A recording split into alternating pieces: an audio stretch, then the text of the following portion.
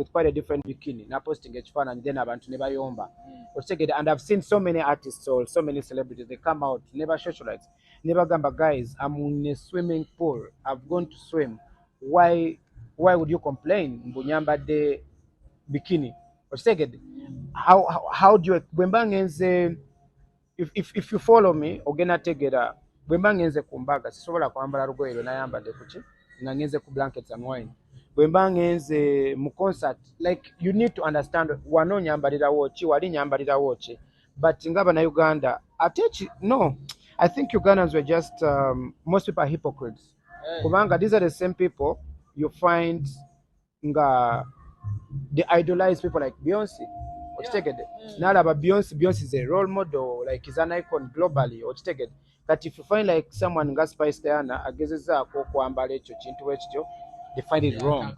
Ate ne bamwatackinga. Then omuntu oyo omu awulira Beyonce ayina ebifaananyi bye mu simu, amupostinga, amusharinga, amushinga ne birthday. Nga ku birthday. So nekikwewunyisa, so I feel like Ugandans tetumanyi kye twagala. Naye nga ate ekirungi tukimanyi. Ky'obola be kya Beyonce tujja kiwaana, naye kya Spice Diana we try to put it down. It's our nature. But which is wrong. Naye nga tekitegeeza tetumanyi birungi. Tubimanyi, but we just choose twagala nnyo obuvuyo. Twagala byononese.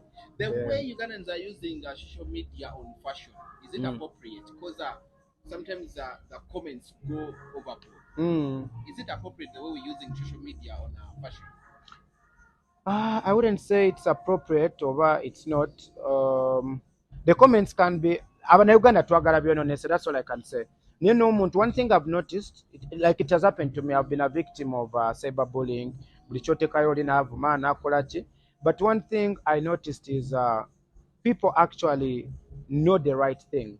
They just want, because omuntu omajja n'anvuma bw'ogenda no comment nawe gye balekodde bulungi nnyo. Fashion, how is fashion in the industry at the moment? Fashion industry, like state of fashion right now, what's trending, teaching in a mass. Bwe twogera ku industry state gyerimu tuba tulina okubeera n'olunaku lulamba okugyogerako, but in short the only thing ekyabulamu maybe ASFA is not happening last year, but in terms of the industry in general, I think I don't want to say mboba ekuze oba ekkiridde naye nga tuli awo ng'era Uganda tuli awo, because I've not seen a lot of activities from all designers in the past years. Era bwe nkubuuza naawe mwennyini leero mbuulire ba designer nga 10 mu Uganda ab'amaanyi kigenda kubeerera kizibu kukola ki okwogera. So industry nga yo eri awo. Okay, recently to conclude we had a concert here fake. You are part of the designers, abamu designing. Let's first look at that. Bichibe want to know the so can you get any fake? Binatunulidde nga ngenda mwambaza. Yeah, ngenda mwambaza. We know buli obamanyi mukulu wa Kikumba. Fake yawangulako actually abadde nominated like amanyikiddwa ng'omu ku bayimbi abasajja abasinga okubeera ne style n'abambala abagala okubeera innovative, abagala okutryinga ebintu ebyenjawulo. So we nali nze bwe yajje wange He looked for you. Of course. He looked for me. So bwe yajja me I wanted to go for something because bw'otunuulira leero bw'otunuulira abayimbi abasinga nze usually bwe mba nkola ekintu ntunuulira ensi eri ku ki. Usually when you're going for a concert you have to make a statement, but at the same time olina okubeera simple. Waliwo bw'oba olina okudisplaying art mu nyambadde, fashion is art. Outfit ziwalabe ez'aba stylist abalala ze bakoze, oba olina okulaga art n'ekintu ekyenjawulo. But then also omuntu oba ogenda mwambaza olina okulowooza agenda baakola ki, agenda baayimba. So simplicity. Yeah, so nze ng'omuntu bwe nali mwambaza actually nali mugambye lately bw'olaba mu nsi yonna kebe concert ya Wizkid, Chris Brown oba ani ojja mulaba nga ayambadde vest oba black t-shirt n'akuba ekivulu n'akuba ekisaawe. Lwaki abayambala bw'atyo? Kubanga obuuka, oyimba, ogenda koowa, ogenda tuyana, okitegeera. So bw'oba styling ebyo byonna olina obirowoozaako. So when it came to me That's the first thing I thought about. I was like, yeah, you need to make the statement. Abagenda okukola ekyo weebali, but me, I want you to be comfortable. Njagala oyambala ekintu nga togenda bulwa mirembe, otuuke ng'olina okugyayo amaloboozi ate ng'ebbugu muli kutta munda. Kyova olaba era outfit eyasoose eya Q-Senior yabadde nga it's more of okulaga art. Era just nga bwe bagamba oyingire ku stage oyambadde bwoti bakulabye, then olumala olina okijjako. Kuba at the end of the day olina obuuka, olina okukola ki, so comfort is very important. Then what was so unique with yours? Month, it is less stressful. Gubeerako omukolo bantu 3 ku 5. Like simple, a smaller version of ASFA's. Naye gubeerawo every month. It makes me more money. It connects me to different people, and it's easy to execute. And as a creative, I've done ASFA's for 8 years. Natuuka nga ndaba nga sirina kipya kyekyo kye nabagambye, sirinaawo apart from era last year kye mwali mujja okukola. And this is what is happening, guys, with all concerts. I was at Fiki's concert. I still felt like it's the same thing. I'm being very honest. There's nothing new. I've just gone to support a friend.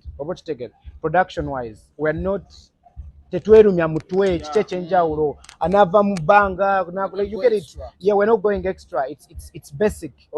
So me as a creative, I'm bored with my own work. Nali bored with ASFA's. Ngandaba, this is what is going to happen.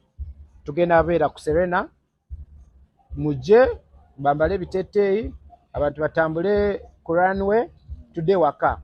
Osasule emitwalo 3, table osasule $5,000. Abryanz, when you say that, does it mean okubeera bored in the industry ng'olaba kitegeeza nti the competitors and batono oba tewali?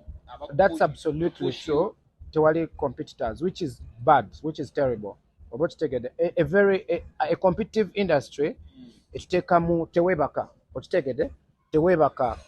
Olina okuba nga okola kino, olina okuba nga okola kiri, kuba oli akoze kiri. And that is the competition eri Nigeria. If you look at all their artists right now, bolaba Wizkid style ye yanjawulo, Davido yanjawulo, nabana abapya abaze, Ashake, Rema, Fireboy, everyone is coming with style competing. There is no comfort zone. Oba kyebase nga bakuyisiza ku iTunes, oba kyebase oli ayimbye ne Chris Brown, oba kyebase kati kwegamba there's no point of resting. But then here you are doing the show for 8 years. Nobody else is giving you, a run for your money. You get bored. So I was like, let me give it a break. Let me also get more creative, redesign it. Yeah, maybe I come back with Nganchichusizamo. Are we having one this year? Yeah, definitely. That's what I'm working on. What's new? Because Uganda, the boredom is. Anti sinaba kutuuka okubawa plans zange, but I will have a press conference nembagamba this year as far as ekomyewo ate kyekino ekyenjawulo bwegenda okuba. In the past years tukoze bwetu tituuse wetutuuse, kati kyekino ekyenjawulo with hope that it's going to be better. Yeah. Ngatumaliza, let's talk about the new initiative you watandika. Last year wajikola wa skies, and the shouts on social media were a lot. The shouts, the way people are putting on gabagamba achitukisuse. Olaba ebintu nga bino Abryanz, wesikamu kuga gwomuntu nga nesikiraki. The shouts, the thing is, waliwo kye bayita barking dogs, oba kitegere. Social media is full of barking dogs, oba kitegere. And nkikubu nga kinyumira, okitegere. I've worked with from Chameleon, Bebe Cool, all the big artists, Kenzo, Gravity, buli muyimbi, you get it. And now I've seen a new breed of artists who are coming up. They're coming with quite a different style. So for me, there's really nothing apart from the business part. Right now, ngomuyimbi aze nansasula abwenjagala obulungi. Apart from the money, nothing else excites me. Sigenda kubeera excited. Leero nayambaza Fik Famaika ngene nkube njawulo. I mean nkube ngalo. No, I'm not going to be excited about that. But I'm going to be excited when Fik Famaika comes. Nampa check. Nansasula bulungi. Nengamba yansasudde worth wange. Kubanga nange ntaddemu time. It's beyond now. Mbu nayambaza Fik Famaika mundi wakabi. No. Right now it's ansasudde atya. oba kitegere Ati oli ku money not fame. yeah, because I invested so much over the years okulaba nga this is the time now like yeah tekigenda kunsanyula but then I am still excited about dressing bigger artists internationally that is one of my strategies right now okulaba Davido mwambaze Wizkid na mwambaza dda but I mean like pushing my brand beyond oba kitegere okay internationally the brands because Ugandans need to appreciate also abantu bakaba abagenze like waguluko internationally beyond Uganda bani bokozeko nabo I've worked this is the thing when I worked with Nayambaza Diamond Platnumz Wizkid abayimbi abasinga babaze Uganda bambaza kati ekyo kyo natuuka nakyo nendaba nga tekinyumira kubanga ze wano omwambaza kuba already aze wano but now kinsanyula nnyo I have my own clothing brand ezya Abryanz okulaba nga obadde oliawo genalaba oba Wizkid ayambadde t-shirt yo kati bye bintu by'empuli ng'ali eri simba amaze kujja wano e Uganda kuba ayagala tusanyula ng'Abannayuganda talina kyakukola Abryanz yaliwo n'ayambala engoye zo no like my dream right now is to see buli omu ng'ayambadde engoye za Abryanz my own brand oba ali US oba ali Nigeria oba aliwa so kyekyo right now kyekimu ku bintu ebinnumya omutwe oba byempulira nga it is an achievement than omuyimbi aze Uganda bamugambye toyina walala wogenda genda kujjako ewa Abryanz talina option you get it then ajja kujja omwambaze naye rusa just ayagala kusanyula Abannayuganda yeah it's not really that exciting so right now my dream is to see my brand wherever they are worldwide do we see people or artists who leave their country ne bajja wano to do shopping ewa Abryanz ne baddayo that is my dream right now. That is my dream. It's one of my strategies this year, and I think you're going to see it happen more. It's my dream. I have an online store. I'm pushing my brand. It is beyond now just kwambaza muntu oba mustylinga. Nina engoye zange nga bolaba Gucci, Louis Vuitton, so it's pushing my Abryanz brand globally, not just to artists, different creatives. N'abantu already that is happening. N'olaba omuntu ali Jamaica, ali Nigeria, n'agamba ndabye ekintu kyo wano kiwa designinze kirungi n'okigula n'akisendika DHL. So that is already happening, but now, yeah, mpozi onebo olaba abantu abali exposed mu Uganda batono nnyo kubanga engatto y'emitwalo 75 ebeera dola nga 2 bw'ogenda ng'ebweru bakusekerera n'okusekerera oluusi mu maduuka gamu oba oyinza n'obutakola ki butafunamu ate mu especially ng'ezo brands ezisinga ze bambala they are very very expensive osanga engatto eri million 10, 20, 30 ng'ogeze mu stores zaazo so buba butamanya okigedde ng'ovudde mu butamanya bulina obwavu buki bungi nnyo obwavu bungi nnyo so you cannot blame them okigedde and then also people have failed to understand ekintu buli kimu kirinamu levels oba okitegere engalo tezenkanaakana kati olwo oluusi otekayo price oli n'agamba mbu eyo renti wange demugamba naye ate nze lanchi wange okitegere bakyegeza kugamba kati nze lanchi wange zezo ze nalidde ku lanchi ate kati nange mwenyini nina wentuuka nga siyita oba okitegere n'oli mwenyini alina watuuka nga tayita bw'ogenda ku luguudo emmotoka zonna zitambula zina gye ziraga naye waliwo ey'emiliyoni 10 waliwo ey'emiliyoni 5 waliwo ey'emiliyoni 3 naye nga zonna zitambula ne zibeerako gye zikola ki ate zonna zisigala mu mmotoka oba okitegere so it is important okutegeera level yo gwe n'otegeera wano sisobolawo wano wensobola oba n'okwegomba n'ogamba okay ekizibu tubijjamu nnyo obusungu osobola ogamba leero nyinza oba sisobola okugula ewa Abryanz naye nga kankole nnyo olumu nja kukola ki nja tuukawo ate nja tuuka ne wa Abryanz nveewo ngende nga Dubai ngende mu dduuka eryo ennyini oba okitegeera weba Louis Vuitton ngendeyo weba Gucci ntuke mweyo nsasule miliyoni 3 ku nsawo emu okitegeera so it is having aspirations n'ogamba nja tuukayo leka tufe tubijjamu nnyo obusungu sebo oli ku lanchi wange gw'ozanyira amene oli ku renti wange oli ku sente z'ekikazo kyonna but abantu abamu it's really nothing. It's really nothing. Yeah. When we're looking at Abryanz in the arts industry, but even chibo okolaganye nabo aba appreciating your art ngabamukozesa. I got to a point where I feel I felt bored nga ndaba buli muyimbi literally Uganda nkoze naye era it is one of my strategies this year ngezaako okulaba how do I, because there is no artist in Uganda I dress and I get excited. Why? Because I've done it nkikoze for the past 10 years okitegedde nabeegombanga nenegomba ono bonna nembatuukako bonna nembambaza bangi oba okitegedde n'abakadongo kamu n'abaani bonna okitegedde so nayambazako Haruna Mubiru yali alina concert I don't remember which year but nakosa n'ekifaananyi for his poster. Mr. Kisemakula, David Lutalo. I've worked with all those kind of artists who don't look like we're in the same, circles, and I was excited. By then, I've worked with all from Chameleon, Bebe Cool, all the big artists, Kenzo, Gravity, you get it. And now, I've seen a new breed of artists who are coming up. They're coming with quite a different bikini. Now posting each fan and then abantu never yomba. And I've seen so many artists or so many celebrities. They come out, never socialize, never gamba guys. I'm in a swimming pool. I've gone to swim.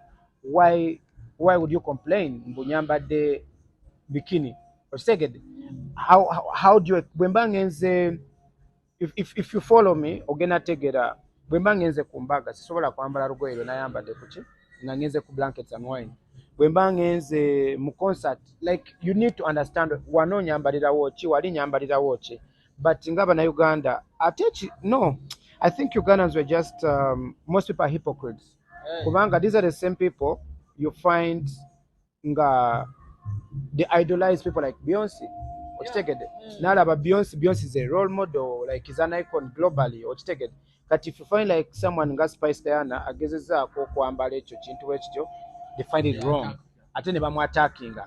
Then omuntu oyo omu awulira Beyonce alina ebifaananyi bye mu ssimu, amupostinga, amusharinga, amushinga ne birthday. Ku birthday. So nekikwewunyisa, so I feel like Ugandans tetumanyi kye twagala. Naye ng'ate ekirungi tukimanyi. Kyobulaba ekya Beyonce tujja kiwaana, naye ekya Spice Diana we try to put it down. It's our nature. But which is wrong. Naye nga tekitegeeza tetumanyi birungi. Tubimanyi, but we just choose twagala nnyo obuvuyo. Twagala byononese. The way Ugandans are using social media on fashion, is it appropriate? Because sometimes the comments go overboard. Is it appropriate the way we're using social media on fashion? I wouldn't say it's appropriate or it's not. The comments can be Uganda twagala byononese, that's all I can say. One thing I've noticed, like it has happened to me, I've been a victim of cyberbullying. But one thing I noticed is people actually know the right thing.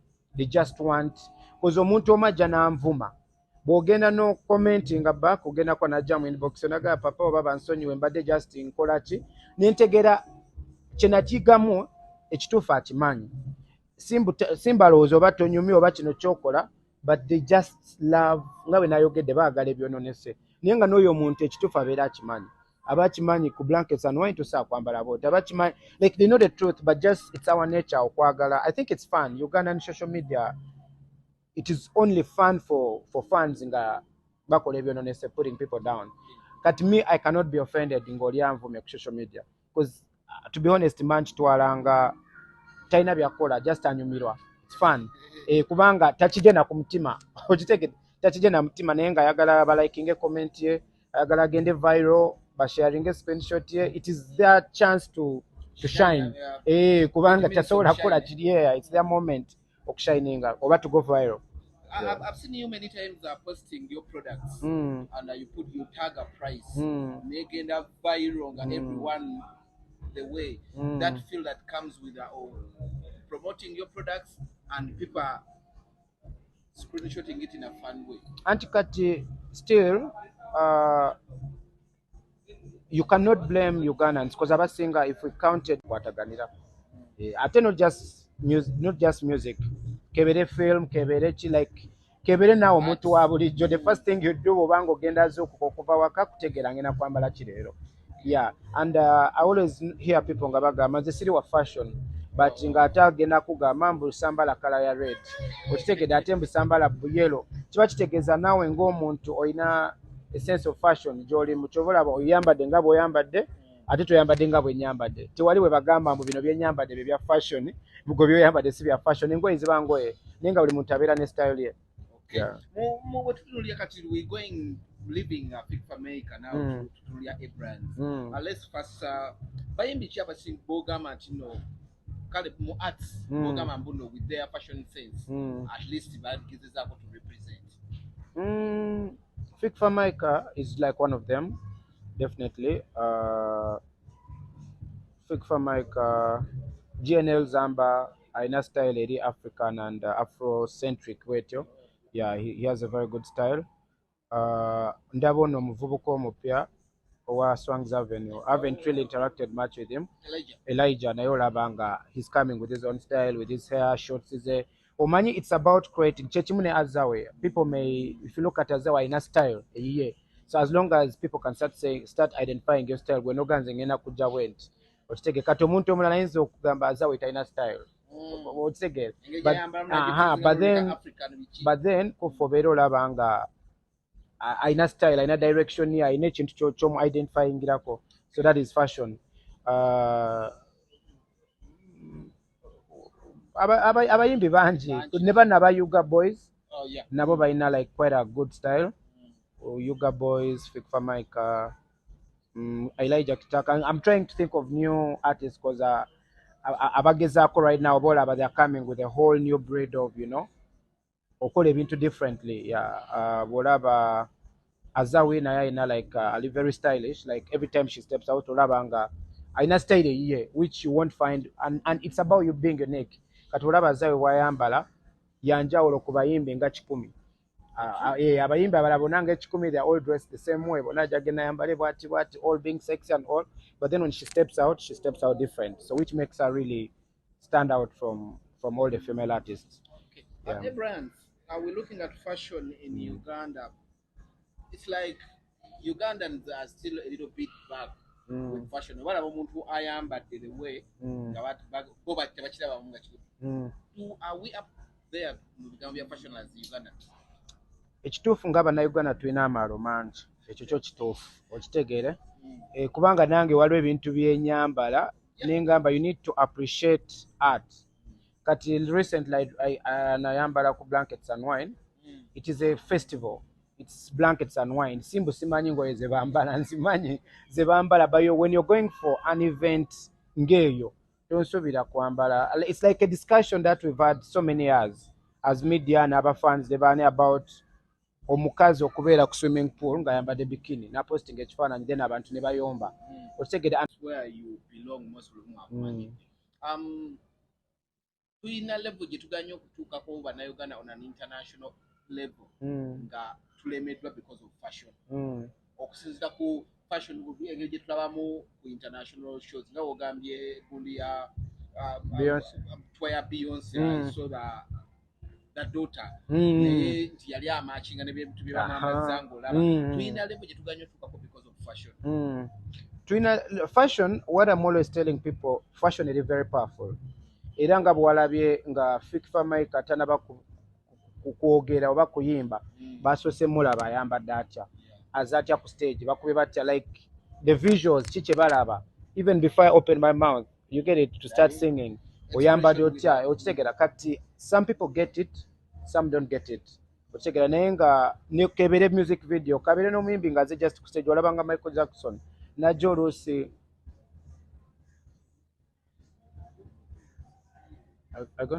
walabanga Michael Jackson nga bwajja ku stage he could even get to a point where he just poses like najabuze na posing nga nolaba ayambadde atya, like you get that kind of, you know, connection. So fashion is very, very powerful, but it's still a big challenge in Uganda, but also partly because fashion is expensive. Fashion is expensive, so abayimbi abasinga tebanaba kutuuka kweyo level wagenda ogamba nina budget egenda okweyambaza nyambaze ba dancers nyambaze ntekemu eyo sente ezo zonna. It's quite expensive, which is understandable, but then there is a room for collaboration. There is a room for collaboration. Bobanga omanyi olina concert bwetyo osobola reaching out to so many people. It's being organized, not together, you know. Nimemba sirina sente zisobola kola kino ba designer bangi ba stylist bangi abasobola okwagala collaborating naawe. Yeah. Oba namwe muli a little bit expensive ngate akasente wano industry ya fecha balowooza ne batakiwa nnyo budde. Abamu ekyokubeera expensive waliwo options nyingi okitegera ekyokubeera abayimbi bali bangi n'aba stylist n'abalina amaduuka bali bangi kati oyinza ogamba brand bw'anaaba nga asedde waliwo omulala ono waliwo n'omulala so kiri eri gwe ng'omuntu okutegeera mbu kiri important first of all n'olaba engeri gy'okikolamu ate nga buli muyimbi alina bakyaliibe okitegedde buli muyimbi alina bakyaliibe kyova olaba nange waliwo concert z'otandabako n'olaba waliwo endala zenkolaki zembeerawo so nze ndooza possibility zonna weeziri but kiva ku muntu ogamba mbu okutwala ekintu serious nga bwe nkugambye wabeerawo omuyimbi n'akukubira even last minute n'akukubira that means ye nga ye ku bintu ebiri priority ekyokwambala takitwala nga priority okitegeera takitwala nga priority so it starts n'omuyimbi okutegeera kintu kino kiri important should we say music and fashion move together? Absolutely tewali music ne fashion bwe bitakwataganira ate not just music kebere film kebere kebere naawe omuntu wa bulijjo the first thing you do obanga ogenda zuukuka okuva waka kutegeera ngenda kwambala ki leero.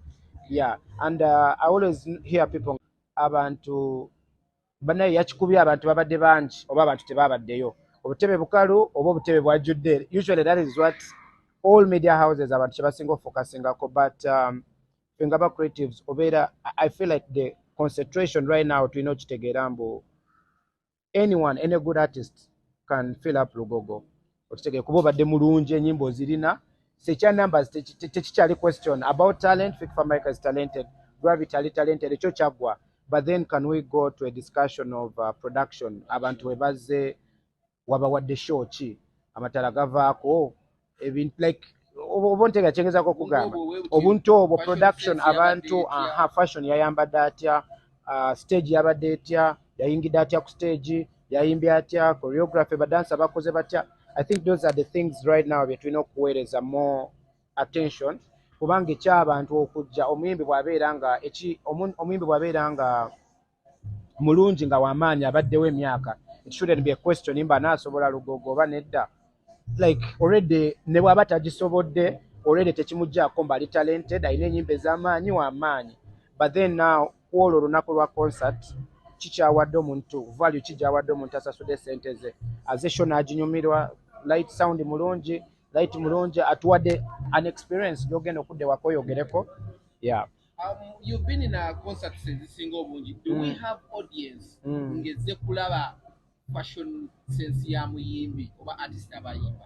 I think abo abantu abo gye bali but then it is also direction eno ebeera nga bwe nkugambye media playing kinene nnyo mwe focus yamwe bwe naabeera mbu abantu babaddewo but if we start conversations like performance teyabadde nnungi obwedde eddoboozi ayimba bubi oba okitegeera awo omuyimbi alina okuproving on the day of the concert vocals zo ziri zitya amatala wakozeseza gaani gavaavaako screen watuletedde eza China okitegeere like that kind of conversation so mugenda kutwala omuntu agambe ngenda sasula emitwalo gyange 2 naye is it worth fiki bulijjo omulaba ne bwe mba simulabe ku concert mulaba mu bbaala musanga anywhere asobola okuyimba you get it but on the day of the concert this is when he has to prove that I am talented, I can do this. Bw'obanga omanyi okuba gita ng'omuyimbi kwolwo tulage mbu bw'oba omanyi piano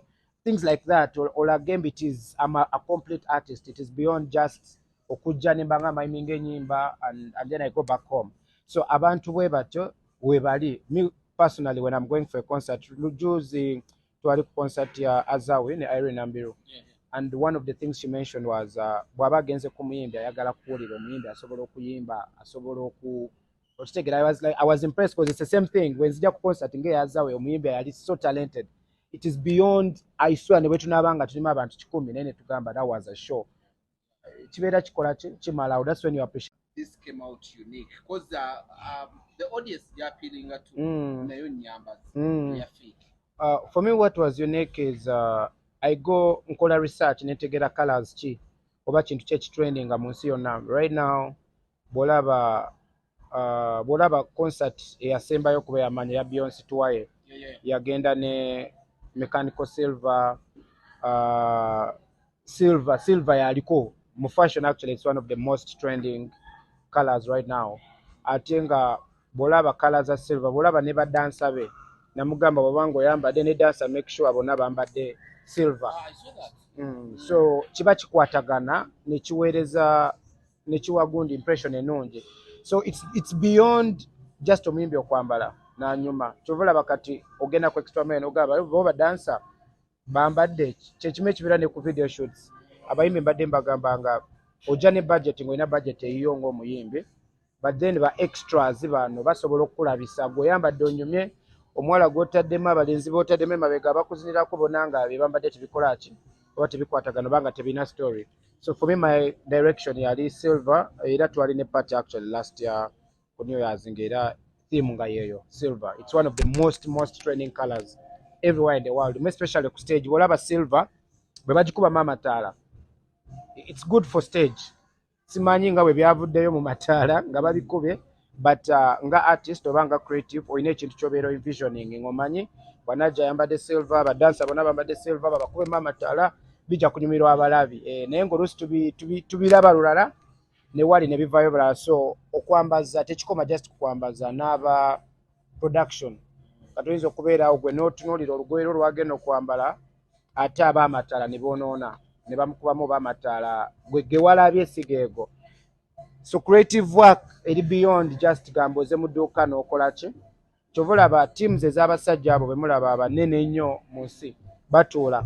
So mba nina otuula ntule nowa which we don't do in Uganda. Webadengera okujja engeri gy'omutunyonyolamu olinga tulaga nti in everything mu arts ekikolebwa the fashion person alina okuba involved. I know better involved, yeah. Are we doing that in Uganda? We are not. Era nakyogerako in a recent interviews we had tetukikola n'abayimbi bennyini asobola okujja last day oba najja 2 days to the event kati neki affectinga gwe nga creative kyobadde oyagala omukolera kati nga bwe nkugambye ekyo nga bwe nkyagala n'olaba ate yo w'amataala gye yategedde idea yange naye bwe tubanga twatudde ne tubeera ne meeting yonna ne tugamba it's production era it's actually a discussion ng'abamawulire kye mulina otuyambako mufokasinga nnyo ku concert bweggwa. I'm actually surprised where okay ni impressed twogera ku something like that because usually concert bweggwa buli omu asinga okufa ku numbers naye ne beerabira ne performance tebagifaako nnyo buli omu concert webe wedde aba ayogera kimu abantu bannaye yakikubye abantu babadde bangi oba abantu tebabaddeyo obutebe bukalu oba obutebe bwajjudde. Usually that is what all media houses abantu